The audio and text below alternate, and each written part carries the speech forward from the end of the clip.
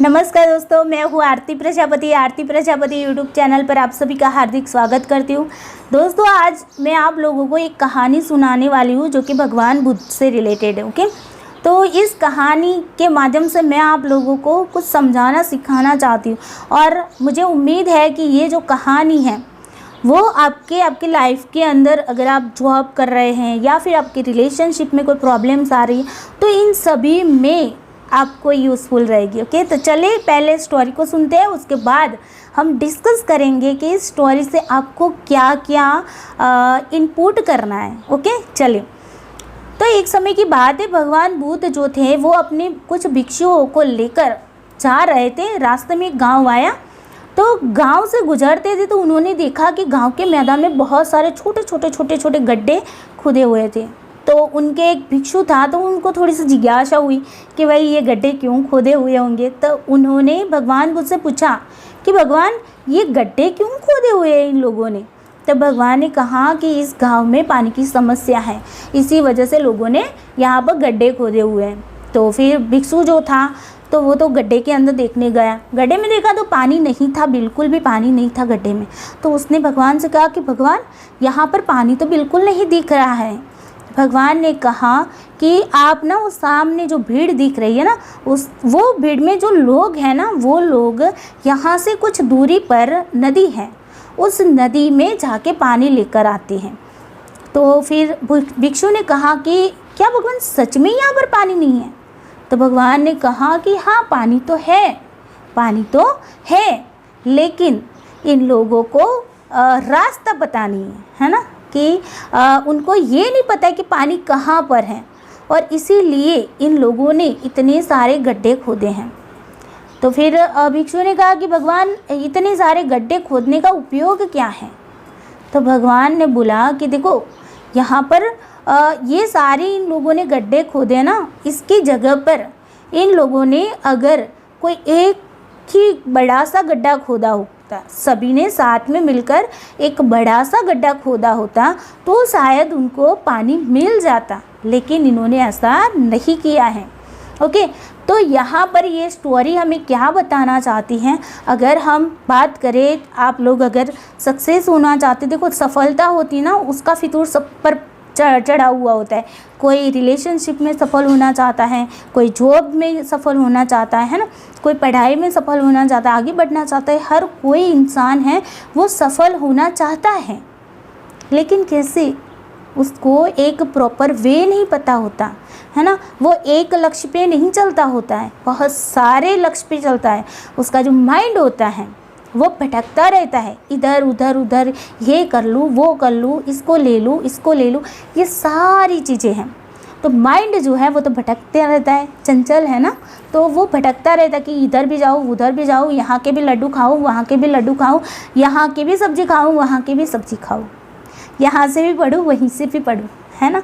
ये सारी चीज़ें हमारे दिमाग में आती रहती है और हम इधर उधर भटकते रहते हैं।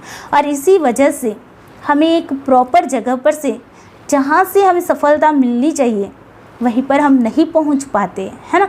यही ये स्टोरी के अंदर भी यही कहा गया है कि अगर उन लोगों ने सबने मिलकर एक ही जगह पर गड्ढा खोदा होता तो कितना बड़ा गड्ढा होता, है ना। तो फिर उसके अंदर से पानी निकलना मुमकिन था, क्योंकि पास में ही नदी थी। अगर पास में नदी में पानी है तो ज़मीन में पानी होगा ही, है ना। तो यहाँ पर उन लोगों ने ऐसा नहीं किया। उन लोगों ने क्या किया, उन लोगों ने यहाँ पर अलग अलग गड्ढे अपने अपने तरीके से खोद लिए। लाइफ के अंदर अगर आप मान लो कि पढ़ाई में आगे बढ़ना चाहते तो आप क्या करते हो, यहाँ से भी बुक पढ़ते हैं, वहाँ से भी बुक पढ़ते हैं, इस प्रकाशन की बुक पढ़ते हैं, उस प्रकाशन की बुक पढ़ते हैं। उससे बेटर ये है कि आप किसी एक ही प्रकाशन की बुक पढ़ो, लेकिन अच्छे से पढ़ो। जो भी एफर्ट डाल रहे हैं ना, वो सही जगह पर एफर्ट डालो, ना कि सभी जगह पर एफर्ट थोड़े डालोगे तो कुछ समझ नहीं आएगा, है ना। किसी की लैंग्वेज समझ नहीं आएगी, किसी के वर्ड समझ नहीं आएंगे, है ना। तो किसी का पढ़ाने का तरीका आपको समझ नहीं आ रहा है, क्यों? क्योंकि हम इधर उधर भटकते रहते हैं। तो अगर लाइफ में आपको पढ़ाई में सफल होना है तो फिर एक ही जगह पर अपने लक्ष्य को टिकाए रखें, है ना। इधर उधर लक्ष्य अगर आपका भटकाए रहोगे तो फिर आपको सफलता मिलना बहुत ही मतलब रेयरली सफलता मिलेगी सही, लेकिन रेयरली मिलेगी। ओके, बहुत ज़्यादा जल्दी नहीं मिल पाएगी या तो मिलेगी भी नहीं, ऐसा भी होता है ना।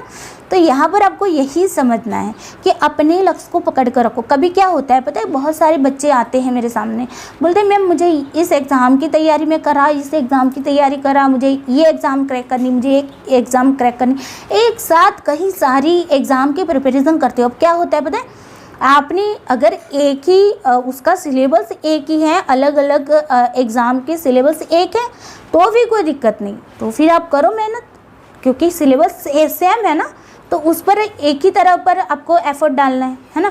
लेकिन कभी कभी कुछ ऐसे भी एग्ज़ाम होते हैं जहाँ पर सारा सिलेबस चेंज होता है, सभी में सिलेबस डिफरेंस होता है, तो उस टाइम पे आप इसकी भी प्रिपरेशन नहीं कर पाओगे, उसकी भी नहीं कर पाओगे। अब ऐसे में क्या करोगे, ऐसे में क्या होगा कि आप यहाँ से थोड़ा कुछ इसके लिए पढ़ लिया, इसके लिए थोड़ा सा कुछ पढ़ लिया, फिर आपको सफलता नहीं मिलेगी। फिर आप बोलोगे कि मैंने मेहनत तो बहुत की थी, मैंने मेहनत तो बहुत की थी, लेकिन मुझे सफलता नहीं मिली, कैसे मिलेगी, है ना। तो उसके बजाय आप ये काम करो कि पहले 6 महीने मान लो कि एक एग्ज़ाम के लिए दे दूँ, अब वो क्लियर हो गई तो फिर दूसरी एग्ज़ाम क्रैक कर लो ना, है ना। इस तरीके से आप कर सकते हो। जॉब आपको लेनी है तो जॉब में भी आप ये बोलते हैं कि नहीं मुझे ये जॉब भी करनी, ये जॉब भी करनी, जो भी जॉब करो एक जॉब पे अपना लक्ष्य रखो और उसी पे चलो, तो फिर जाके आपको सफलता 100% मिलेगी, है ना। अगर मैं बात करूँ रिलेशनशिप की, तो रिलेशनशिप में भी आपको पता है कि जब टीनेजर जो होते हैं उनके अंदर भी ऐसा होता है कि मैं इसके साथ भी जाऊँ, उसको भी पटाऊँ, उसको भी पटाऊँ, इससे बेटर जो भी एक मिला है उसी को पकड़ के रखो, है ना। क्वालिटी सब में होती है, ऐसा नहीं कि क्वालिटी नहीं होती है, लेकिन उसको ढूंढनी पड़ती है ना, उसको ढूंढनी पड़ती है। अगर नहीं भी है तो आप में इतनी तो ताकत होनी चाहिए कि आप सामने वाले को चेंज भी कर सकते हो, है ना। लेकिन वो आपके ऊपर डिपेंड होता है ना। आप जिस तरीके का बिहेवियर करोगे वैसा ही बिहेवियर सामने वाला आपके सामने करेगा, है ना। सो चाहे रिलेशनशिप की बात हो, जॉब की बात हो, पढ़ाई की बात हो, अपने लक्ष्य को एक ही तरफ पर रखो, एक ही जगह पर रखो। भगवान श्री कृष्ण ने भगवान श्री कृष्ण ने भी अर्जुन को यही बोला था। महाभारत के युद्ध के समय कुरुक्षेत्र के मैदान के अंदर जो अर्जुन था उसने देखा कि उसके सामने अपने ही परिवारजन खड़े हैं और उसके ही सामने उसको क्या करना है, युद्ध करना है। तो अब मैं क्या करूं, समस्या दुविधा आ गई इसके सामने, द्वंद्व खड़ा हो गया, स्ट्रेस में चला गया, एंजाइटी में चला गया, फियर होने लगा उसको कि अब मैं क्या करूं भगवान, मेरे सामने तो मेरे ही अपने हैं, मैं उनको कैसे मार सकता हूँ, उनके खिलाफ कैसे जा सकता हूँ, ये तो सारे मेरे अपने हैं जिन्होंने मुझे प्यार दिया है ना, जिनके साथ में छोटे से बड़ा हुआ है, उनके साथ में कैसे इस तरह का युद्ध कर सकता हूँ। तब भगवान ने कहा था कि अर्जुन तुम्हारा कर्म क्या है, तुम्हारा धर्म क्या है, तुम्हें क्या कर्म करना चाहिए, तुम्हारा धर्म याद करो, तुम्हें धर्म की रक्षा करनी है, तुम्हें सत्य में खड़ा होना है, ना कि गलत में। परिवारजन तुम्हारे जो तुम्हारे सामने खड़े हैं वो सारे गलत हैं, है ना, उन्होंने गलत को साथ दिया है, गलत को साथ दिया है, असत्य को साथ दिया है। तो तुम क्या करो, तुम्हें असत्य का साथ नहीं देना है, तुम्हें सत्य का साथ देना है, तुम्हें लड़ना पड़ेगा, तुम्हें उनके सामने भी लड़ना पड़ेगा, क्योंकि उनको वो गलत है तो गलत के सामने लड़ने की तुम्हें हिम्मत होनी चाहिए, तभी तो तुम क्षत्रिय कहलाओगे। तुम्हारा कर्तव्य क्या है क्षत्रिय होने का, है ना। हमारे सामने भी ऐसी दुविधाएं आती हैं, जब मान लो कि बहुत सारे बच्चे ऐसे होते हैं जिनको लाइफ में आगे बढ़ना होता है और उनको होता है कि मैं लाइफ में कुछ अचीव करूँ, कुछ जॉब करूँ, कुछ पढ़ाई करूँ, और फिर घर वाले उनको समझते नहीं हैं, अंडरस्टैंड नहीं करते हैं, बोलते रहते हैं कि तुम इधर उधर भटकते रहते हो, यहाँ वहाँ भटकते रहते हो, तो तुम्हें मतलब जॉब करनी चाहिए। फिर आप क्या करते हो, अपनी पढ़ाई को छोड़ देते हो, किसके लिए, अपने परिवारजनों के लिए। आपको पता है कि वो आपकी इच्छा नहीं है, आप खुद तो चाहते हैं कि मैं बहुत कुछ आगे करना चाहता हूँ या चाहती हूँ, लेकिन जिम्मेदारी या रिस्पॉन्सिबिलिटी सब आपके बीच में आ जाती है और आपके ख्वाबों को तोड़ के रख देती है ना। और उसी टाइम पे आप उनके सामने भी खड़े नहीं हो पाते, है ना, उनके खिलाफ नहीं खड़े हो। क्यों? क्योंकि आपको यही बताया जाता है कि हमने तुम्हें बड़ा किया है, हमने तुम्हारे लिए इतनी सारी मेहनत की है, इतने सारे दर्द सहे। बिल्कुल 100% सही है, उन्होंने सहे हैं, नहीं सहे ऐसी भी बात नहीं है। लेकिन जिस पर्पस से तुम्हें इस दुनिया में भेजा गया है, जिस पर्पस से तुम्हें इस दुनिया में भेजा गया है, क्या तुम उसी के लिए काम कर रहे हो? उसी पर्पस से काम कर रहे हो? तुम्हें इस दुनिया में क्यों भेजा गया है? तुम्हें इस दुनिया में भेजा गया है खुद की खुशी के लिए। अपने को खुश रखो, अपनी अंदर की आत्मा है उसको खुश रखो, क्योंकि हम बोलते हैं ना कि आत्मा जो है, आत्मा ही परमात्मा है। तो तुम तो भगवान के अंश हो, है ना, तुम तो भगवान के अंश हो। तुम्हें करना क्या है? तुम्हें अपने लिए लड़ना पड़ेगा। तुम अगर अपने लिए नहीं लड़ पाओगे तो तुम दूसरों के लिए भी लड़ नहीं पाओगे, है ना।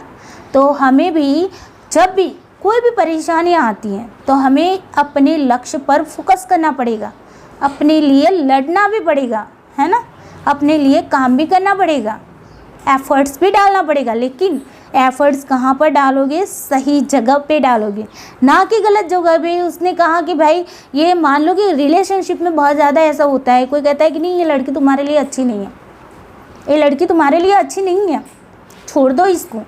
और आप क्या करते हो?